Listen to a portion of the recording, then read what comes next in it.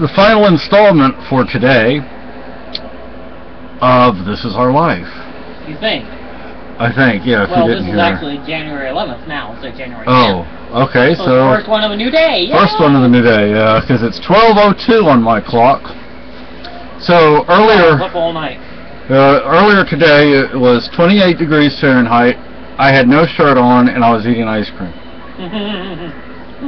There's nothing wrong with that, man, is there? So hey, I got my dad's Canadian blood, eh? Yay. So anyway, I just wanted to touch on a couple of points. First, the most peaceful, and in my opinion the best method to defeat the state and tyranny is simply non-compliance. And that gets into the gun control we already have, actually. I'm surprised people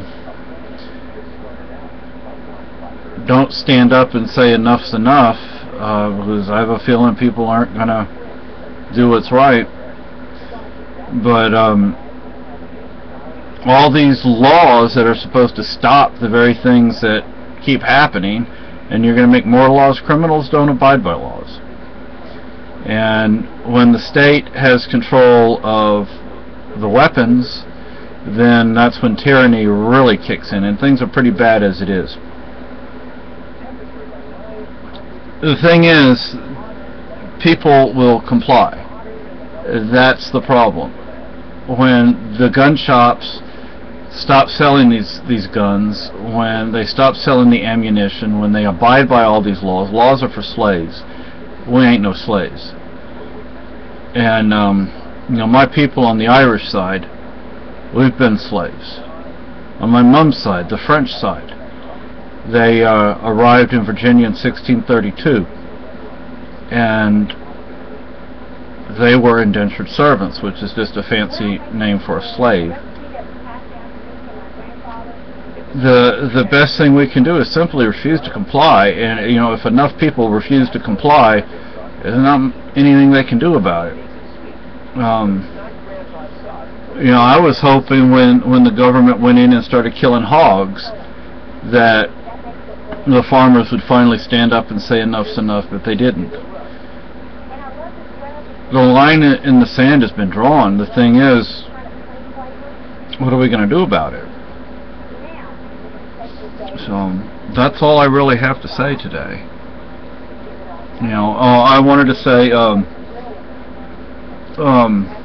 even though I don't like chicken, that looks good. There's chicken on the TV. They're doing cooking. Cluck, cluck. Oh, that horse looks good. It'll be good barbecue. No.